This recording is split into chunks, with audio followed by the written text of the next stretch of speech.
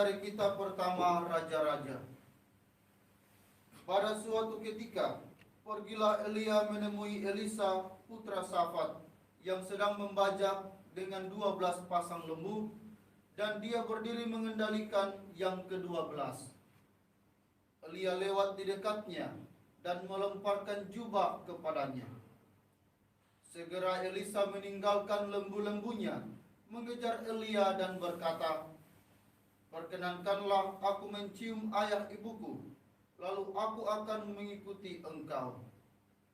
Jawab Elia kepadanya, "Baiklah, pulanglah dahulu, dan ingatlah apa yang telah kuperbuat kepadamu." Elisa lalu meninggalkan Elia, mengambil pasang lembu itu dan menyembelihnya. Lalu ia memasak dagingnya dengan kayu bajak itu sebagai kayu api, dan memberikan daging itu kepada orang-orangnya, dan mereka pun memakannya. Kemudian bersiaplah Elisa, lalu mengikuti Elia dan menjadi pelayannya. Demikianlah sabda Tuhan. Syukur kepada Allah. Referen Mazmur tanggapan, "Ya Tuhan, Engkaulah bagian warisanku dan pialaku. Ya Tuhan, Engkaulah warisanku dan pialaku. Jagalah aku ya Allah, sebab padamu aku berlindung.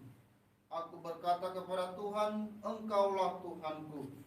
Ya Tuhan, Engkaulah bagian warisan dan pialaku. Engkau sendirilah yang meneguhkan bagian yang diundikan kepadaku."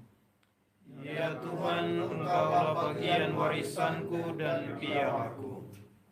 Aku memuji Tuhan yang telah memberi nasihat kepadaku. Pada waktu malam, aku diajar oleh hati nuraniku. Aku senantiasa memandang kepada Tuhan. Karena Ia berdiri di sebelah kananku, aku tidak goyah. Ya Tuhan, Engkaulah bagian warisanku dan pialaku. Sebab itu hatiku bersuka cita dan jiwaku bersorak-sorai, dan tubuhku akan diam dengan tentram. Sebab Engkau tidak menyerahkan aku ke dunia orang mati, dan tidak membiarkan orang kudus-Mu melihat kebinasaan. Ya Tuhan, Engkaulah bagian warisanku dan pialaku. Baik, pengantar Injil. Haleluya, haleluya, haleluya. Haleluya,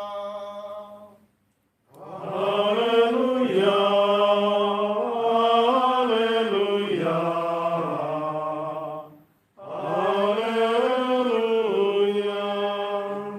Condongkanlah hatiku kepada peringatan-peringatanmu, dan karuniakanlah hukum-Mu kepadaku. Haleluya, haleluya, haleluya. Tuhan sertamu. Dan sertamu juga. Inilah Injil Yesus Kristus menurut Santo Matius. Dimuliakanlah Tuhan. Dalam khotbah di bukit, Yesus berkata, "Kalian telah mendengar apa yang disabdakan kepada nenek moyang kita. Jangan bersumpah palsu, melainkan peganglah sumpahmu di hadapan Tuhan. Tetapi aku berkata kepadamu, jangan sekali-kali bersumpah, baik demi langit, karena langit adalah takhta Allah, maupun demi bumi, karena bumi adalah tumpuan kakinya, ataupun demi Yerusalem, karena Yerusalem adalah kota Raja Agung. Jangan pula bersumpah demi kepalamu, karena engkau tidak berkuasa memutihkan atau menghitamkan selai rambutmu pun. Jika ya, hendaklah kalian katakan ya. Jika tidak, hendaklah kalian katakan tidak. Apa yang lebih daripada itu berasal dari si jahat." Demikianlah Injil Tuhan. Terpujilah Kristus. Bapak Uskup dan konfrater serta saudara-saudara yang terkasih dalam Tuhan kita Yesus Kristus. Tadi dalam bacaan pertama kita mendengarkan kisah bagaimana Elisa dipanggil lewat Elia untuk menjadi nabi Tuhan. Hal yang menarik yakni Elisa melakukan tindakan yang radikal, meninggalkan segala sesuatu. Domba-domba yang dipakai untuk membajak justru dibunuh dan dimakan. Alat bajaknya dipakai untuk memasak, sehingga tidak lagi memikirkan apa yang menjadi miliknya dan lebih fokus mengikuti Elia untuk menjadi nabi Allah. Terus lebih fokus pada karya pewartaan. Lewat ini kita diajak bersama-sama untuk melihat tugas utama kita sebagai pewarta. Kemarin saya posting ulang tahun lalu kami panen perdana kasbi di kebun. Dan dalam postingan itu saya katakan sangka sudah 2 tahun jadi petani kasbi. Kalau ada yang komen seboleh ganti KTP, maksudnya seboleh taruh dalam KTP itu bukan pastor tapi jadi petani. Saya bilang tidak perlu ganti, tetap pokok jadi pastor, yang lain tambahan.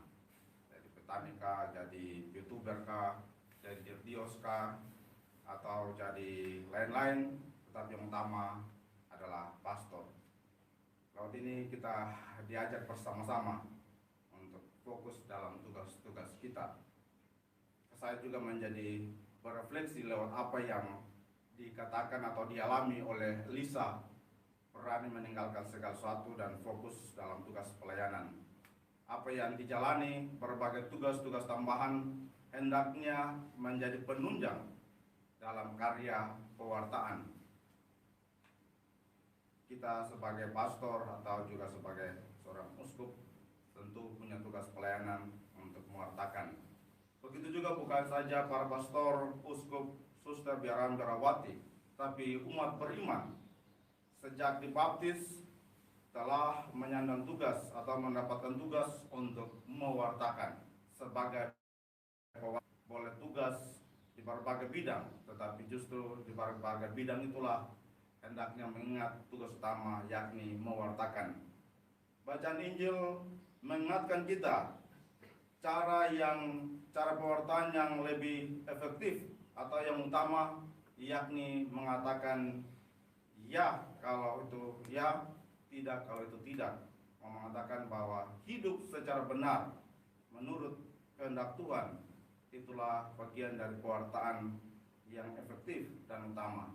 Kalau kita berbicara tidak benar atau menipu-nipu, tidak jujur, maka pasti pewartaan kita tidak efektif, orang tidak mau dengar. Tapi kalau hidup secara benar, itu pewartaan yang baik, orang mau mendengar kita, dan malah mereka boleh hidup secara benar juga mengikuti kehendak Tuhan. Mari kita berdoa supaya apa yang telah ditunjukkan oleh Nabi Elisa itu boleh kita hidupi, fokus dalam karya-karya pelayanan kita. Semoga demikian. Amin.